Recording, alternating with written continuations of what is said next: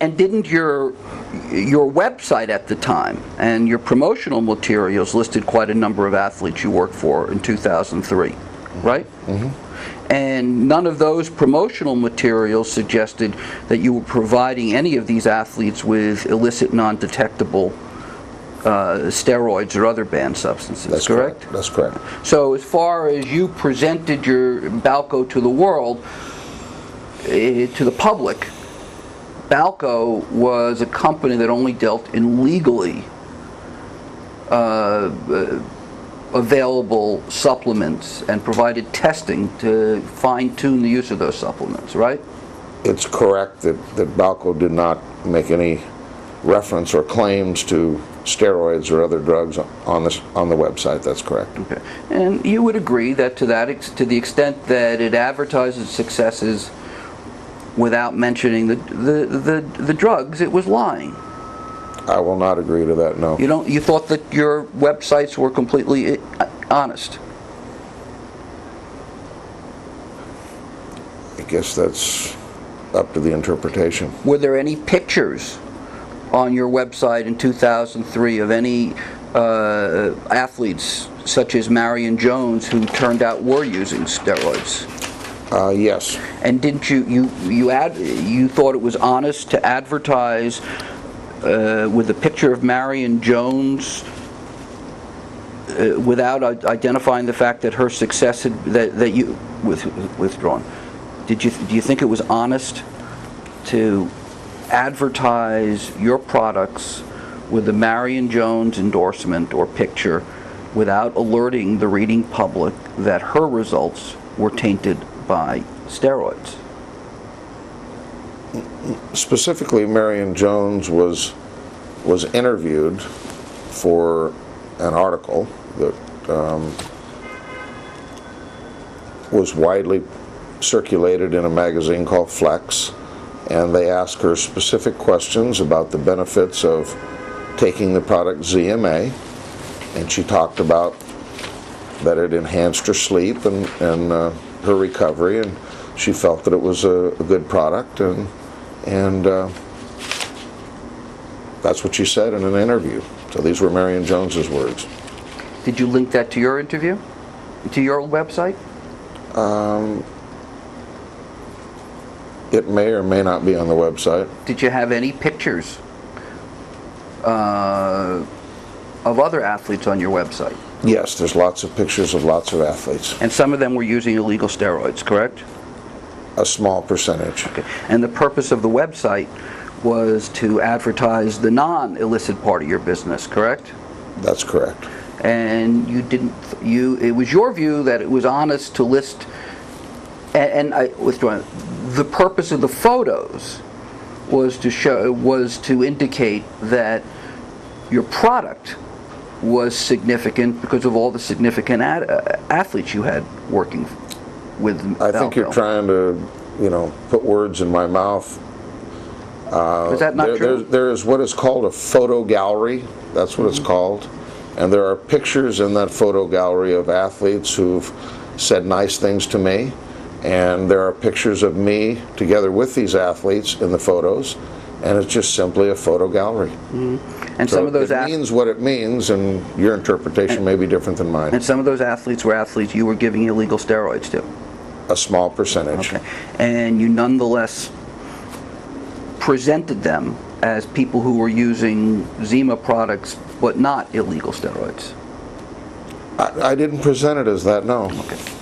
Did you give any indication on your website that they were any of those people were using steroids? Of course not. Oh, okay. And one of the reasons for that is during this period that you were giving illegal steroids, you had some concern for your own freedom and safety, correct?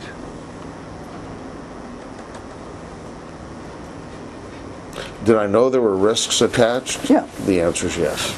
And you took steps within reason to minimize those risks, correct? Within reason, I guess I did. Yeah.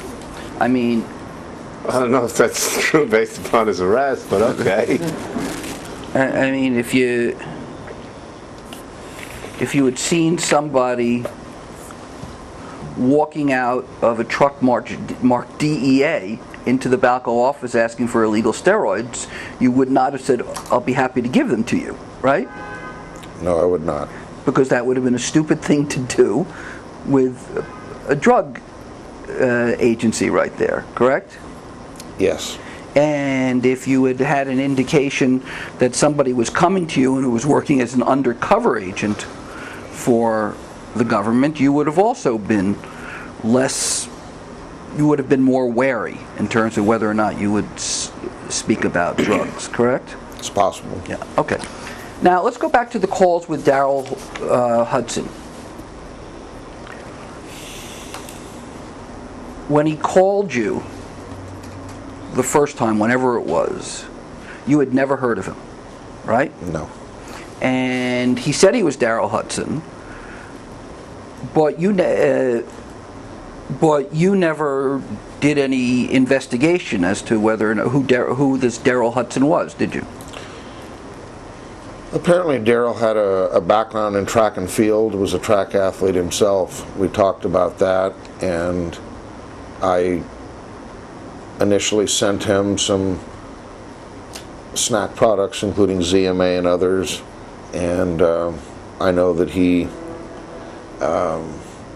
said that he provided these to Shane, and that they seemed to be effective, and he gave favorable feedback, and so this took place over a period of time. So the first conversations don't mention steroids, am I correct? That's correct. Okay. You've sent some things to Daryl, correct? Correct. For Shane, he identified that he was Shane's trainer, and how'd you identify that? Because he told me. Oh, so he told you he was Shane. Did you try and speak to Shane Mosley? I did not initially, no. Did you do any internet research to see who Daryl Hudson was? I don't recall. Okay. And after you, in the first instance, you only sent him legal supplements, correct? Correct. Then there came a time when the issue of illegal supplements came up? That's correct. All right. That was on the phone? That's correct. Tell me what you said to him and what he said to you. I don't recall the specifics of it, but there were, in almost a code style of talking and describing without being very explicit. That aspect was mentioned regarding the possibility of Shane Mosley having an interest in that. Well, what was the code used? Involving testing, and there may have been a comment that I had some things that substances that were undetectable. Well, I'm asking you for your best recollection. Certainly, mentioning testing wouldn't necessarily have been a code, because you did testing even for people who you gave wholly legitimate supplements to, right? Yes. Okay. So, what was said about other substances? I don't recall specifically, other than that there were a number of options that were available, and after discussions back and forth between Daryl and Shane, that they were interested in learning more about these substances, and they agreed to fly up and meet in person. All right, but so I guess what I'm trying to understand, this is a complete stranger on the phone to you whom you've never met, right? Not face to face, but we've had a number of discussions on the phone.